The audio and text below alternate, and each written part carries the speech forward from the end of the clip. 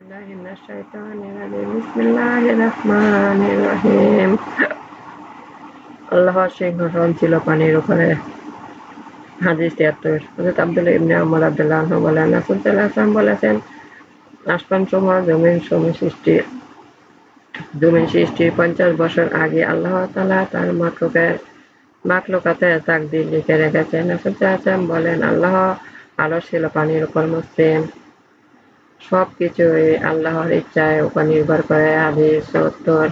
হযরত আব্দুল্লাহ ইবনে ওমর রাদিয়াল্লাহু আনহু বলেন, রাসূল সাল্লাল্লাহু আলাইহি ওয়াসাল্লাম বলেছেন, প্রত্যেক জিনিসে আল্লাহর কদর অনুযায়ী রয়েছে, এমনকি বুদ্ধির দুর্বলতা ও বুদ্ধিমত্তাও। মুসলিম। মায়ের গর্ভে সন্তান ভাগ্য লেখা হয়। হাদিস ৭৩। হযরত আব্দুল্লাহ ইবনে মাসউদ রাদিয়াল্লাহু আনহু বলেন, হযরত রাসূল সাল্লাল্লাহু আলাইহি ওয়াসাল্লাম আমাকে বলেছেন, আর তিনি ছিলেন সত্যবাদী বলে সমর্থিত, তোমাদের প্রত্যেক সৃষ্টি ৪০ দিন তার মার গর্ভে শুক্ররূপে থাকে, তারপর ৪০ দিন ললাট রক্তপিণ্ড বিরাজ করে, তারপর ৪০ দিন মাংসপিণ্ড রূপে ধারণ করে। তারপর আল্লাহ তাআলা ৪টি বিষয়ের জন্য ফেরেশতা তার কাছে প্রেরণ করেন।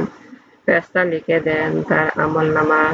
২ নম্বর তার মৃত্যু, ৩ নম্বর তার রিজিক, ৪ নম্বর সে নেক না বদ লোক। তারপর তার মধ্যে রূহ প্রবেশ করান হয়। তারপর রাসূল সাল্লাল্লাহু আলাইহি ওয়াসাল্লাম বলেন, কসম সেই যাতে যিনি ছাড়া কোনো মাবুদ নেই, তা তোমাদের মধ্যে কেউ বেহেশতের কাজ করতে থাকে, এমনকি তার বেহেশতের মধ্যে মাত্র ১ হাত দূরত্ব থাকে। এমন সময় তার প্রতি তার তাকদীর লেখা হয় অগ্রবর্তী। তখন সে দোজখের কাজ করতে শুরু করে, ফলে সে দোজখে চলে যায়। এমন ভাবে তোমাদের কেউ দোজখে কাজ করতে থাকে, এমনকি দোজখের মধ্যে তার মাত্র ১ হাত বাকি থাকে। এমন সময় তার তাকদীরে সে লেখা অগ্রবর্তী, তখন সে বেহেশতীদের কাজ করতে শুরু করে, ফলে সে বেহেশতে চলে যায়। মানুষের আমল পরিণামের উপর নির্ভর করে। হাদিস ৭৭।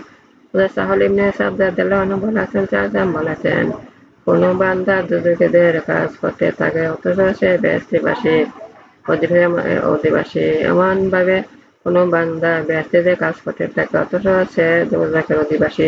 বস্তুত মানুষের আমল তার খাতেম বা পরিণামের উপর নির্ভর করে। বুখারী ও মুসলিম।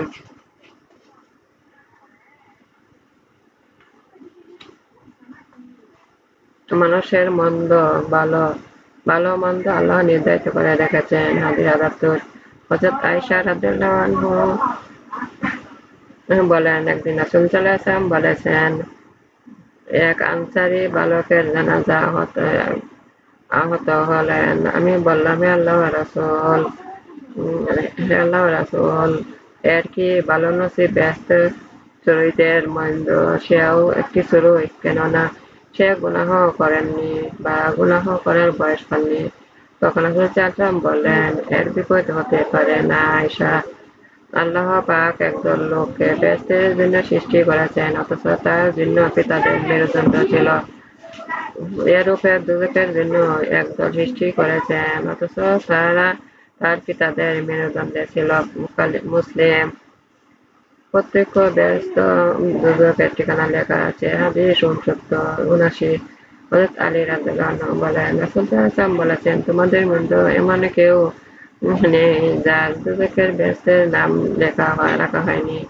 সাহাবীরা জিজ্ঞাসা করলেন যে, হে আল্লাহর রাসূল, তাহলে আমরা কি আমাদের সে লেখার উপর নির্ভর করে আমল ছেড়ে দেব না? রাসূল সাল্লাল্লাহু আলাইহি ওয়াসাল্লাম বললেন, না, আমল করতে থাকো, কেননা প্রত্যেকের জন্য সহজ করা হয় যে বদঅভ্যাস বা বদী কাজ করা হয়। বদী কাজ সহজ হয়। অতঃপর রাসূল সাল্লাল্লাহু আলাইহি ওয়াসাল্লাম প্রমাণে কুরআনে আয়াত পাঠ করলেন, যে ব্যক্তি দান করেছে, অন্যায় হতে পরহেজগার করেছে, ভালো কথা ইসলামের সমর্থন জানিয়েছে। আয়াতের শেষ পর্যন্ত। বুখারী ও মুসলিম। তাকদীর আগে লেখা হয়েছে। হাদিস ৮১।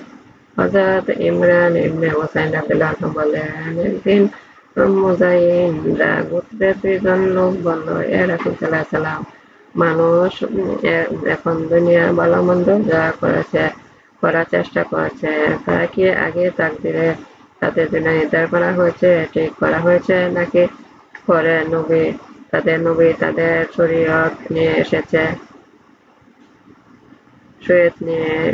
এসেছে এবং তার কাছে দলীল-প্রমাণ প্রাপ্ত হয়েছে, তখন তারা তা করেছে। উত্তরে রাসূল সাল্লাল্লাহু আলাইহি ওয়াসাল্লাম বললেন, না, বরং আগে তাকদীর তাদের জন্য ব্যবস্থা করা হয়েছে, ঠিক করা হয়েছে।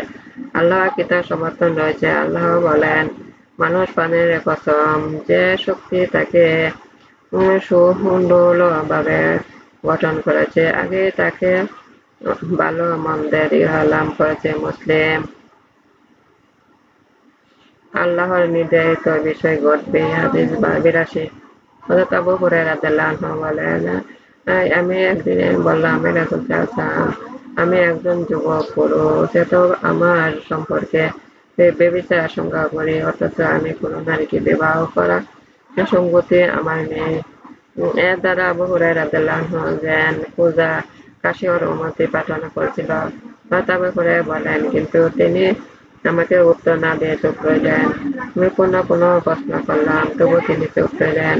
আমি তৃতীয়বার প্রশ্ন করলাম, তাতেও তিনি চুপ রইলেন। আমি চতুর্থবার প্রশ্ন করলাম। রাসূল সাল্লাল্লাহু আলাইহি ওয়াসাল্লাম বললেন, হে আবু হুরায়রা, যা তোমার পক্ষে ঘটার আছে তা আগে লেখা হয়ে গেছে। এটা জেনে তুমি পূজা হতেও পারো বা ইচ্ছা ত্যাগ করতে পারো। বুখারী। আমার নামাজ, আমার উপাসনা, আমার জীবন, আমার মন সব আল্লাহর কাছে আত্মসমর্পণ করেছি। হে আমার রব, আমাকে আল্লাহর আনুগত্য বানান, রাসূলের আনুগত্য বানান, আল্লাহর উপদেশ পালন করতে শক্তি দান করুন, দুনিয়া আখিরাতে কল্যাণ দান করুন, দুর্গতের অগ্নি হতে আমাদের রক্ষা করুন। আল্লাহর হাতে বের করুন, হাতে দেখলে আপনার সাহায্যে সত্যের মধ্যে দান করুন। হে আমাদের রব, দুনিয়া আখিরাতে ফিতনা হতে আমাদের রক্ষা করুন। হে আমাদের রব, দুনিয়া আখিরাতে ফিতনা হতে আমাদের রক্ষা করুন। হে আমাদের রব, দুনিয়া আখিরাতে ফিতনা হতে আমাদের রক্ষা করুন। হে আমাদের রব, গুনাহ দেনা হতে আমাদের রক্ষা করুন। হে আমাদের রব, গুনাহ দেনা হতে আমাদের রক্ষা করুন। হে আমাদের রব, গুনাহ দেনা হতে আমাদের রক্ষা করুন। হে আমাদের রব, তো আপনার কাছে সাহায্য চাইতেছি, দুর্গতের অগ্নি হতে, কবর আযাব হতে, জীবন মরণের পরীক্ষা হতে, কান্না দাজ্জালের ফিতনা হতে। হে আল্লাহ, আপনার কাছে সাহায্য চাইতেছি কৃপণতা হতে, কাপুরুষতা হতে, বয়স্কের মন্দতা হতে, অন্তরের ফিতনা হতে, কবরের আযাব হতে। আল্লাহর অভিযোগ, আল্লাহর অভিযোগ, আল্লাহর অভিযোগ, আল্লাহর অবলম্বন, আল্লাহর অবলম্বন, আল্লাহর অবলম্বন। আমার ভিডিওগুলো আপনাকে বেশি করে শেয়ার করুন, বেশি করে সাবস্ক্রাইব করুন। গুরুত্বপূর্ণ আদিগুলো আপনারা বেশি করে ফোন দেখুন, বেশি করে অন্যকে দেখার সুযোগ করে দিন। পরবর্তী ভিডিও দেখার জন্য সুযোগ রাখুন, চোখ রাখুন। আমার ভিডিওগুলো বেশি একটু শেয়ার করুন।